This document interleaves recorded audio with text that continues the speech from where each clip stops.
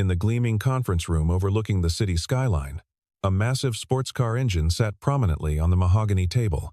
Surrounded by executives in tailored suits who laughed mockingly, the beautiful CEO in her crisp white blouse and black pencil skirt leaned forward, pointing with a perfectly manicured finger, her arrogant smile widening. She delivered her challenge like a cruel joke.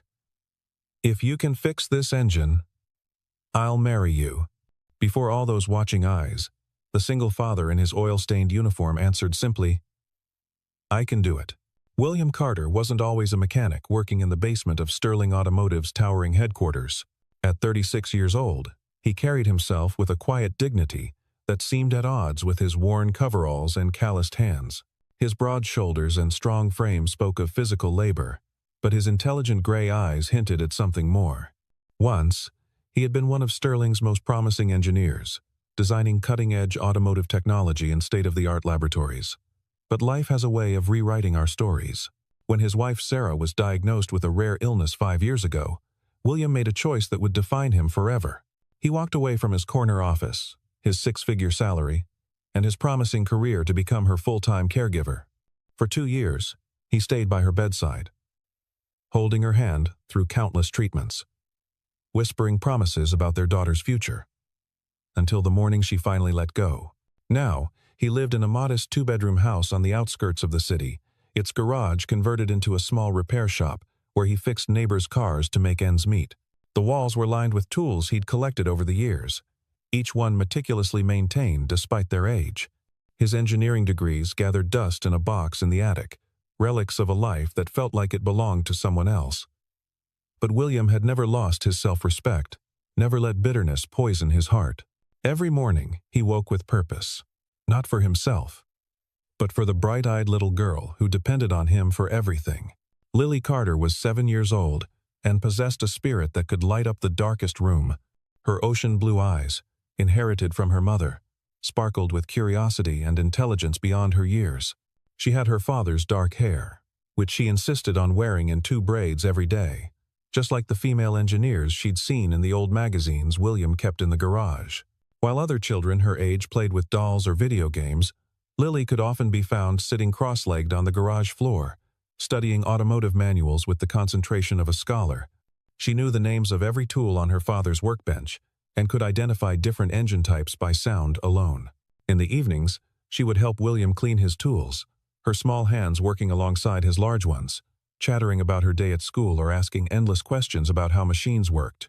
She was his anchor, his reason for getting up each morning, the living reminder of the love he'd shared with Sarah.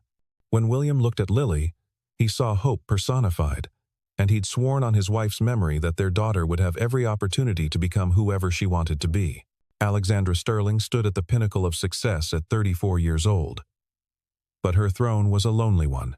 As the only child of automotive tycoon Richard Sterling, she'd inherited not just his billion-dollar empire, but also his ruthless approach to business. Her beauty was undeniable. Platinum blonde hair that fell in perfect waves past her shoulders, ice blue eyes that could freeze a boardroom with a single glance, and a figure that made her designer suits look like they were crafted specifically for her. But beauty and power had become both her weapons and her prison. She'd watched too many men circle her like sharks, their affections as transparent as glass, motivated by her wealth and position rather than any genuine connection.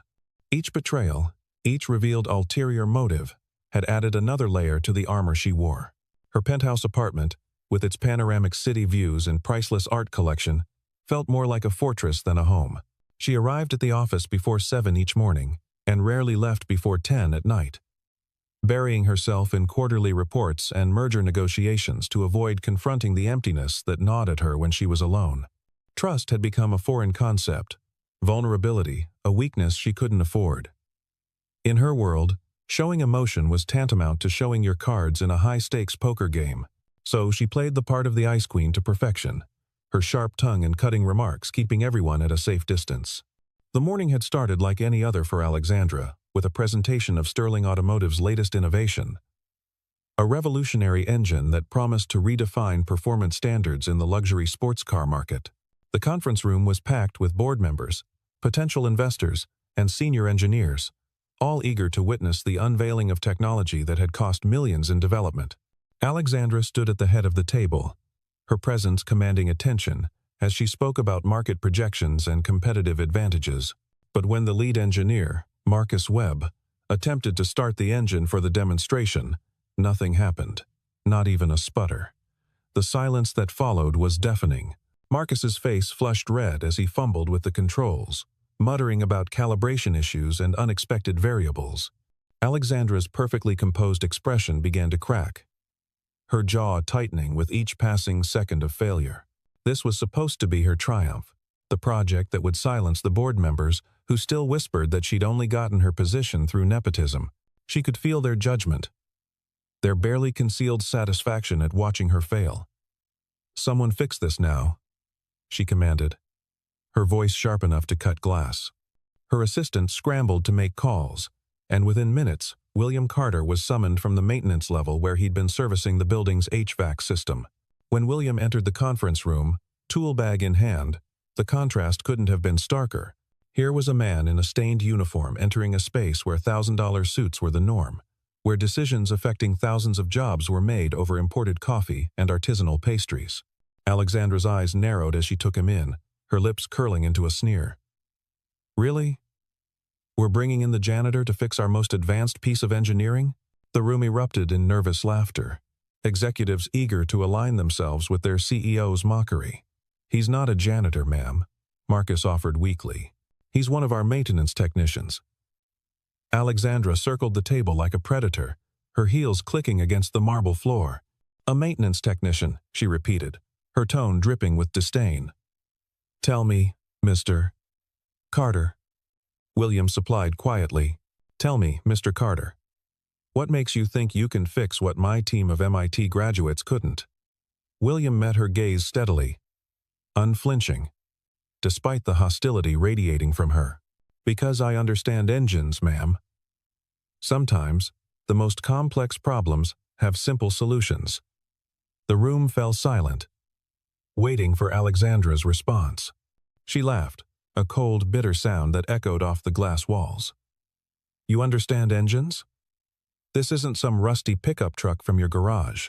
This is a $3 million prototype, using technology you couldn't begin to comprehend." That's when she said it. The words that would change everything. "I'll tell you what, Mr. Carter. If you can fix this engine, I'll marry you. That's how confident I am that you'll fail." William set down his tool bag with deliberate calm and approached the engine. His movements were methodical, purposeful, as he removed the sleek carbon fiber cover to reveal the mechanical marvel beneath. The room watched in skeptical silence as he examined the complex array of components, the twin turbochargers, the custom fuel injection system, the revolutionary valve timing mechanism that had taken years to perfect.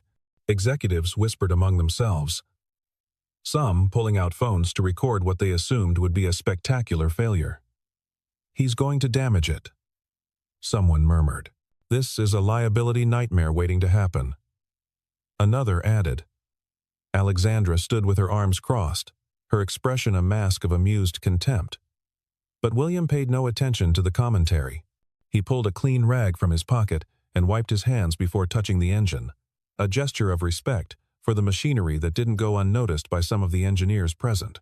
His fingers moved across the components with surprising familiarity, checking connections, testing tensions, evaluating pressures. He pulled out a small flashlight and peered into spaces others hadn't thought to examine. Just then, the conference room door opened quietly, and Lily slipped inside. She'd been waiting in the lobby with the security guard, who sometimes watched her after school when William had to work late. Seeing her father, surrounded by all these important-looking people, she walked straight to him, with the confidence only a child could possess, holding out a water bottle. "You forgot this, Daddy," she said softly. William paused his work to smile at his daughter, taking the water gratefully. "Thank you, sweetheart. Wait right over there, okay? I'll be done soon." Lily nodded and moved to stand by the window, her eyes bright with interest as she watched her father work. As William continued his examination, his mind drifted to another time, another life. He remembered standing in a laboratory not so different from this conference room, surrounded by computer screens displaying three-dimensional engine models he'd helped design. He'd been 28 then, full of ambition and dreams, working 18-hour days to perfect the initial prototype of what would become Stirling's signature V8 engine series.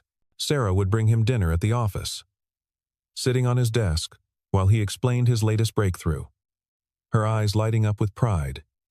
Even though she didn't understand half of what he was saying, he remembered the day he'd presented his first major innovation to Richard Stirling himself, how the older man had clapped him on the shoulder and said he saw great things in William's future. But that future had taken a different path. When Sarah got sick, none of those achievements mattered anymore. The patents with his name on them, the bonuses, the corner office with a view, he'd traded it all for precious time with the woman he loved. Now, as his hands worked on this new engine, muscle memory kicked in.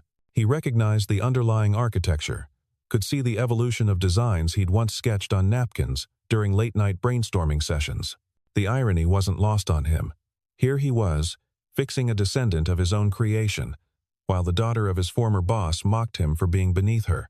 But there was no bitterness in the recognition, only a quiet satisfaction in knowing that his work had lived on, had continued to evolve even in his absence. William identified the problem within 20 minutes. A microscopic misalignment in the fuel pressure regulator combined with a software calibration error that created a feedback loop, preventing ignition. It was subtle, the kind of issue that could drive engineers crazy because it didn't show up in standard diagnostics. But William had encountered similar problems before, back when he was developing the original systems. He made quick adjustments, his movements precise and economical. The room had grown quieter now, the mocking whispers replaced by curious observation.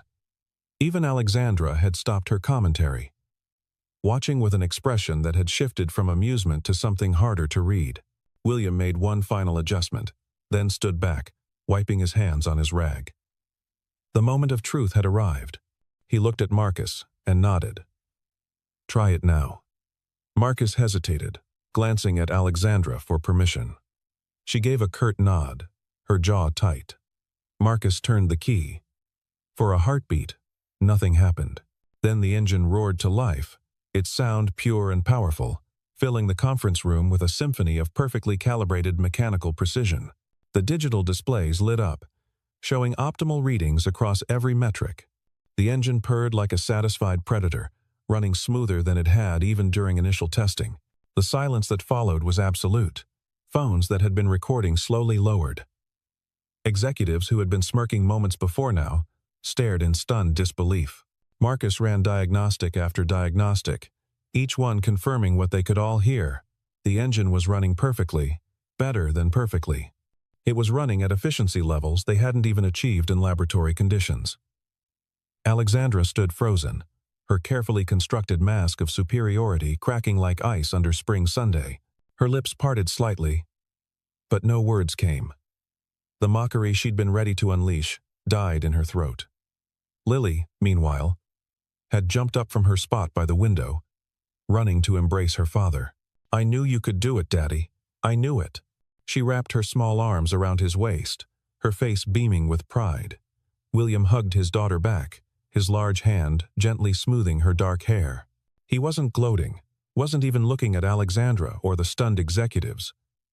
His focus was entirely on Lily, on the joy in her eyes, the faith she'd never wavered in.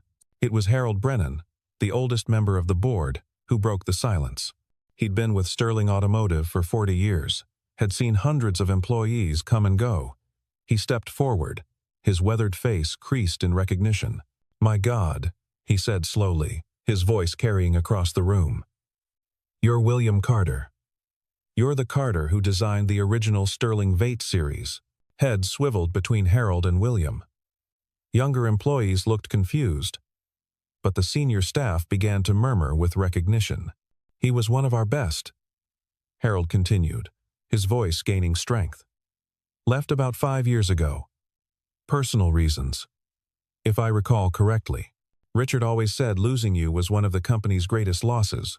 Marcus dropped the diagnostic tablet he was holding. It clattered on the table, the sound sharp in the quiet room. "You designed the foundation architecture for our entire engine line?" he asked. his voice barely above a whisper. William simply nodded, neither confirming nor denying beyond that simple gesture. He didn't mention the 72-hour stretches without sleep perfecting combustion ratios, didn't talk about the breakthrough that had saved the company millions in development costs, didn't reference the 3 patents that still bore his name in the company archives. Alexandra's transformation was painful to watch. The color drained from her face, leaving her looking younger, more vulnerable than anyone in the room had ever seen her. Her hands, usually so steady when signing multi-million-dollar contracts, trembled slightly. "You were one of our engineers?" she asked, her voice barely recognizable, stripped of its usual commanding tone. "You worked here?" William finally looked at her directly, his gray eyes calm and without accusation. "A long time ago," he said simply, "in a different life." The weight of her earlier words hung in the air like a toxic cloud. Everyone remembered her mockery, her cruel laughter, the impossible challenge she'd thrown out like garbage. The very man she'd humiliated had once been instrumental in building the foundation of her empire. Some of the executives couldn't meet William's eyes, remembering their own laughter, their own participation in the mockery. Alexandra's assistant had gone pale, realizing she'd helped summon a former star engineer like he was hired help. Alexandra's mind raced, trying to reconcile the man before her with everything she thought she knew. This wasn't how the world worked in her experience. Talented engineers didn't become maintenance workers. People with the ability to fix $3 million prototypes didn't wear stained coveralls and carry lunch in paper bags. Yet here was William Carter, living proof that her assumptions about success and worth were fundamentally flawed. She watched him interact with his daughter, saw the gentle way he knelt to her level when she spoke, the patient smile when she asked if she could look at the engine closer. There was no bitterness in his demeanor, no resentment over his fall from grace. He possessed a peace that Alexandra, with all her wealth and power, had never found. "Why?" she found herself asking, the word escaping before she could stop it. "Why did you leave?" William stood slowly, his hand still resting protectively on Lily's shoulder. "My wife got sick," he said quietly. "Some things matter more than careers." The simple honesty of it hit Alexandra like a physical blow. She'd spent her entire adult life believing that career was everything, that success was measured in stock prices and market domination. Yet here was a man who'd walked away from it all, without apparent regret. The conference room began to empty as executives filed out, murmuring among themselves. The board members lingered, exchanging significant looks that suggested this incident would be discussed at length in future meetings. Marcus approached William hesitantly, extending his hand. "That was incredible," he said with genuine admiration. "The way you diagnosed that issue. I've been working on this engine for 2 years and never would have found that." William shook his hand briefly. "You would have found it eventually. Sometimes fresh eyes help." But Alexandra remained rooted in place, her entire worldview shifting beneath her feet like tectonic plates. She'd built her life on certain truths. That power protected you, that vulnerability was weakness, that showing emotion was dangerous. William Carter's very existence challenged every one of those beliefs. He'd been vulnerable, choosing love over ambition. He'd shown tremendous emotion, dedicating himself to his sick wife. He'd given up power and position, yet he stood before her with more dignity than any executive in a corner office. As the room cleared, leaving only Alexandra, William, and Lily, the CEO found herself at a loss. She'd spent years perfecting the art of the cutting remark, the dismissive gesture, the power play that kept others at bay. But none of those tools worked here. William wasn't seeking her approval, wasn't intimidated by her position, wasn't interested in impressing her. He was simply ready to leave, to go back to his maintenance work and his simple life with his daughter. "Wait," she said, the word coming out more desperate than she'd intended. William paused at the door, looking back with polite curiosity. Alexandra struggled to find words, something she'd never experienced in her life. I owe you an apology," she managed, the words feeling foreign on her tongue. "What I said earlier was cruel and uncalled for." William studied her for a moment, then nodded slightly. "We all have bad days, Miss Sterling. Don't worry about it." But his easy forgiveness only made her feel worse. She'd humiliated him publicly, and he was letting her off the hook with grace she didn't deserve. 2 days passed before Alexandra summoned the courage to seek out William again. She found herself taking the elevator to the maintenance level, a part of the building she'd never visited in her 5 years as CEO. The contrast with the executive floors was stark. No marble, no artwork. Just functional spaces where real work got done. She found William in a small break room, eating a sandwich while reading a technical manual. Lily was at school, he explained when she asked. "May I sit?" she asked, gesturing to the plastic chair across from him. He nodded, and she sat, feeling overdressed in her designer suit in this humble space. "I've been thinking about what you said," she began carefully. "About some things mattering more than careers." William waited patiently, not rushing her. "I've never had that," she continued, surprising herself with the admission. "Something that mattered more than success. I wouldn't know what to do with it if I did." William considered this, then spoke thoughtfully. "It's not something you plan for. When Sarah got sick, there was no decision to make. How could I sit in meetings about profit margins when she needed me? How could I care about promotions when each day with her was a gift?" Alexandra felt something crack inside her chest, an ache she'd buried under years of ambition. "Do you regret it? Giving up everything you'd worked for?" William smiled, a soft, genuine expression that transformed his face. "I gave up a job, Miss Sterling. I kept everything that mattered." Their conversation was interrupted by Alexandra's phone buzzing with urgent messages. A crisis in the Tokyo office, apparently. She stood to leave, then hesitated. "Would you consider coming back? To engineering, I mean. We could use someone with your expertise." William shook his head gently. "My life is different now. Lily needs stability, routine. She's been through enough changes." But Alexandra wasn't ready to give up. Over the following weeks, she found herself making excuses to visit the maintenance level. She'd bring coffee, claiming she'd ordered an extra by mistake. She'd ask William's opinion on technical matters, even though she had an entire engineering department at her disposal. Slowly, carefully, she began to understand the man behind the coveralls. She learned that he coached Lily's robotics club at school, teaching 7-year-olds the basics of mechanical engineering. She discovered he volunteered at a community center, fixing cars for single mothers who couldn't afford proper mechanics. She found out he'd been secretly maintaining the cars of several Sterling employees who were struggling financially, never accepting payment despite his own modest means. Each revelation deepened her respect and, though she was reluctant to admit it, her attraction. This wasn't the superficial interest she'd experienced before with men who wore expensive suits and drove luxury cars. This was something deeper, more unsettling. She found herself thinking about William at odd moments. During board meetings, while reviewing contracts, lying in her empty penthouse at night. She wondered what it would be like to have someone who would choose you over everything else, who would see past your defenses to the person underneath. The challenge she'd thrown out as a cruel joke began to haunt her. "If you can fix this engine, I'll marry you." He'd fixed it. He'd done what her best engineers couldn't. According to her own words, she owed him something she'd never intended to give. One evening, Alexandra stayed late specifically to catch William during his night shift. She found him in the parking garage, helping a secretary with a dead battery. After the grateful woman drove away, Alexandra approached. "You're always helping people," she observed. "Why?" William shrugged, cleaning his hands with his ever-present rag. "Everyone needs help sometimes. Today it's them. Tomorrow it might be me." She studied him in the fluorescent lighting of the garage, this man who'd once designed cutting-edge technology and now jump-started cars with equal satisfaction.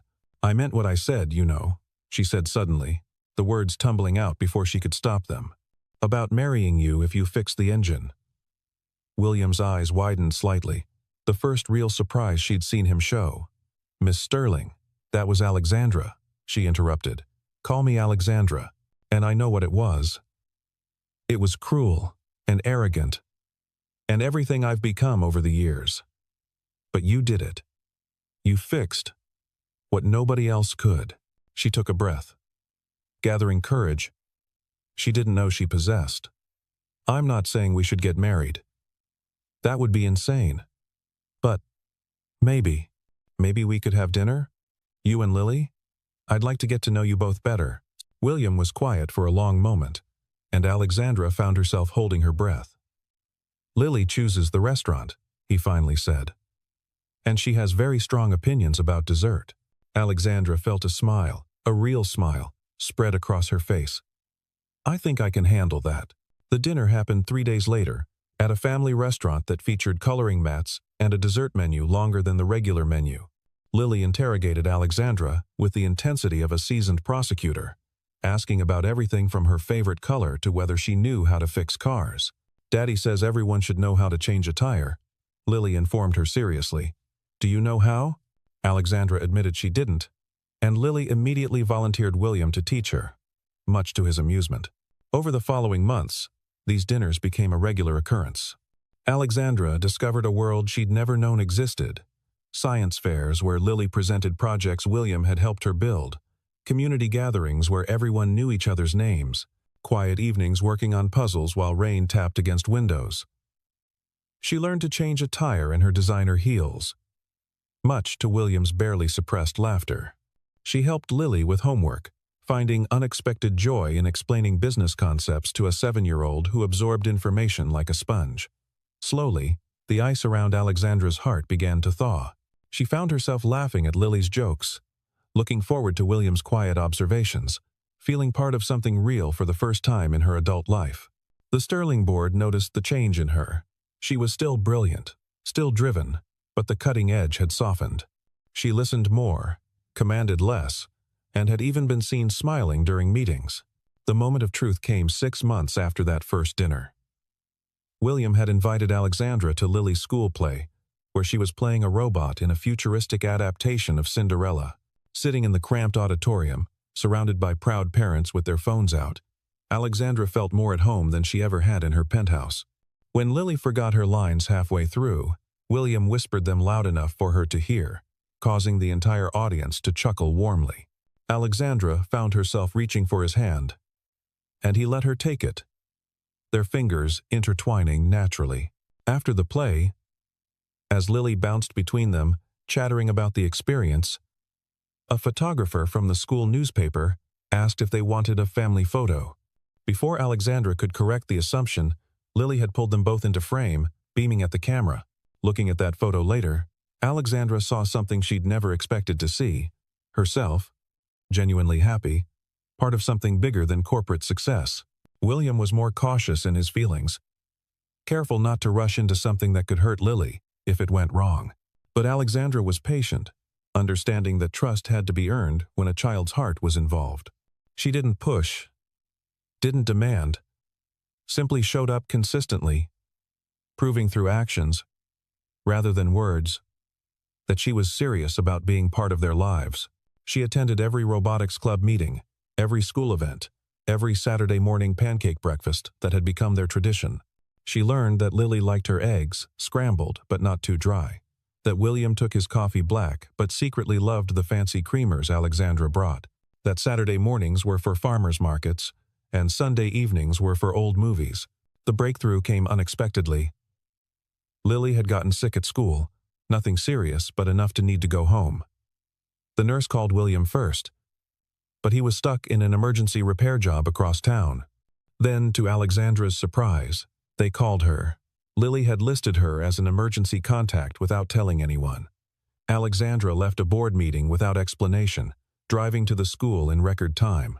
She spent the afternoon on the couch with Lily, reading stories and making soup, feeling a fierce protectiveness she'd never experienced before. When William arrived home, frantic with worry, he found them both asleep on the couch, Lily curled into Alexandra's side, a book still open between them. The look on his face in that moment, soft, vulnerable, full of something that might have been love, was worth more than any business deal Alexandra had ever closed. The official announcement came a year after that fateful day in the conference room. Alexandra stood before the same board members who'd witnessed her humiliation of William, but this time, everything was different. "I want to announce some changes to our corporate structure," she began. her voice steady and clear. "William Carter will be returning to Sterling Automotive as our new Chief Innovation Officer." The murmurs of surprise were expected. What wasn't expected was what came next. "I also want to be transparent about something personal," she continued, her eyes finding William and Lily in the back of the room. "William and I are together. This company was built on family values by my father, and I intend to honor that legacy, not just in business, but in my personal life as well." She walked down from the podium, past the stunned board members, straight to William and Lily. Taking both their hands, she turned back to face the room. "A year ago, I made a cruel joke about marrying the man who could fix our engine. What I didn't know was that I was talking to the man who'd helped build our foundation, who'd sacrificed everything for love, who taught me that success means nothing if you have no one to share it with." The press conference that followed was unlike anything the automotive industry had seen. Instead of quarterly projections and market strategies, Alexandra talked about second chances, about the courage to admit when you're wrong, about finding love in unexpected places. William stood beside her, solid and steady, while Lily charmed every reporter with her precocious questions about when they were going to publish the story. Photos of the three of them appeared in business magazines and lifestyle blogs alike. But the one that went viral was a candid shot. Alexandra in her designer suit, William in his work clothes, and Lily between them, all three laughing at something off camera, looking like what they'd become, a family. The wedding, when it came, was small and perfect. Not the society event everyone expected from a CEO of Alexandra's status, but an intimate gathering in the community center where William volunteered. Lily served as both flower girl and best person, a role she'd invented for herself and insisted upon. Harold Brennan officiated, having gotten ordained online specifically for the occasion. Alexandra wore a simple dress she'd chosen with Lily's help, and William wore the one suit he owned, the same one he'd worn to Sarah's funeral, now repurposed for a new beginning. In her vows, Alexandra spoke about learning to see past surfaces, about finding gold in unexpected places, about the man who'd taught her that fixing things wasn't just about engines but about hearts too. William's vows were shorter but no less meaningful, talking about second chances, about love that comes when you're not looking for it, about building a future from the pieces of the past. 3 years later, the conference room where it all began had been transformed into the Carter Innovation Lab, where young engineers were encouraged to think beyond conventional boundaries. A plaque by the door read, "In memory of Sarah Carter, who taught us that love is the greatest innovation." William ran the lab with the same quiet competence he brought to everything, mentoring young talent and developing technologies that would define the next generation of automotive excellence. Alexandra had evolved too, her leadership style transformed by the lessons learned from a man in coveralls who'd chosen love over ambition. The company thrived under their joint guidance, but more importantly, so did their family. Lily, now 10 and even more brilliant, had a baby brother named Samuel, who'd inherited his father's calm demeanor and his mother's determined spirit. The story of the CEO who mocked a single dad became legend within Sterling Automotive, told to new employees as a reminder that talent can wear any uniform, that respect should be given freely, and that sometimes the best things in life come from the most unexpected challenges. Employees would sometimes see the three of them, now 4, walking through the building together.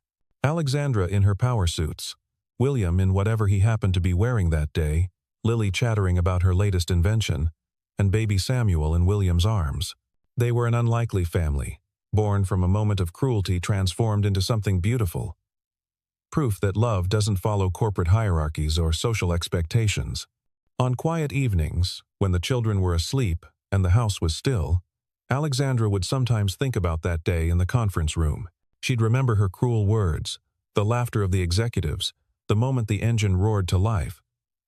But mostly, she remembered the quiet dignity of the man who'd fixed more than just a machine that day. He'd fixed her understanding of what really mattered, shown her that wealth wasn't measured in dollars but in the richness of connections, taught her that power meant nothing compared to the strength found in vulnerability and love. William would find her in these moments of reflection, always knowing when she needed the reassurance of his presence. He'd pull her close, this man who'd given up everything and gained even more, who'd taught a CEO that the most complex problems often had the simplest solutions, who'd proven that love was the greatest engine of all. The story could have ended there, with the warmth of a family gathered around a dinner table, the laughter of children filling rooms that had once echoed with loneliness, the quiet satisfaction of lives well lived. But life, like engines, keeps moving forward. Sterling Automotive continued to innovate, with Williams' designs winning awards and Alexandra's leadership garnering international recognition. But their greatest achievement wasn't measured in profit margins or market share. It was in the way Lily grew up confident and kind, knowing she was loved unconditionally. It was in Samuel's first steps, taken in the same garage where William had once taught Lily about engines. It was in the quiet Sunday mornings when they all worked on projects together, the CEO and the mechanic, the little girl who dreamed of building rockets, and the baby who watched everything with wide, wondering eyes. The company culture had transformed too, influenced by the unlikely love story at its helm. The maintenance staff was no longer invisible, their contributions recognized and valued. The engineering department learned to collaborate with the practical wisdom of those who worked with their hands every day. The boardroom, once a place of cold calculations, had become a space where human values were weighed alongside profit projections.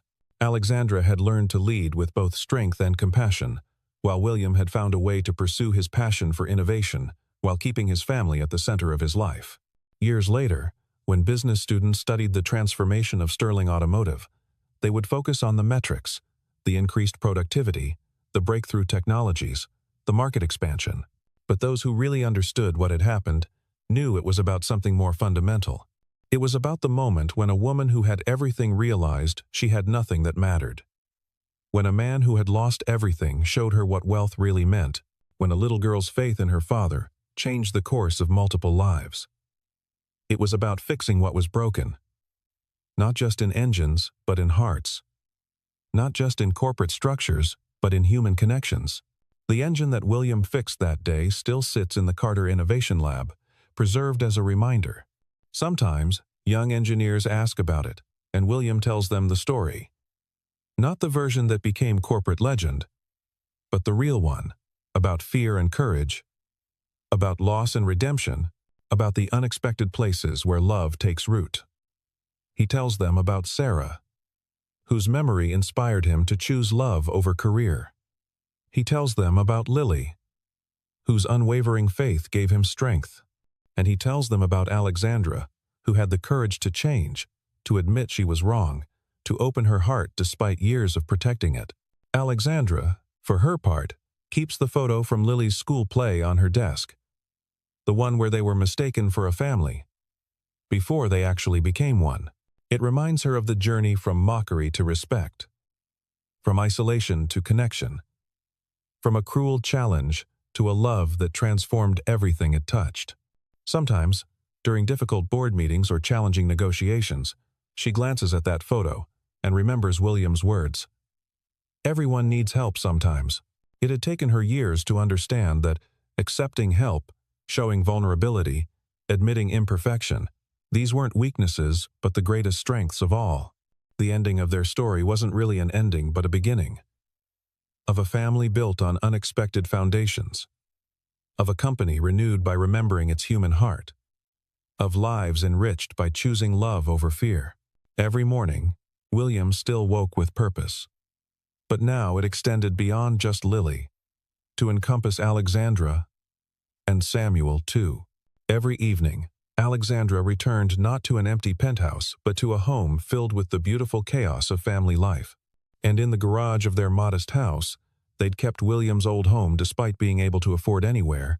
Lily worked on her own inventions, supervised by her father, encouraged by her stepmother, watched by her baby brother, continuing the legacy of fixing things, building things, creating things.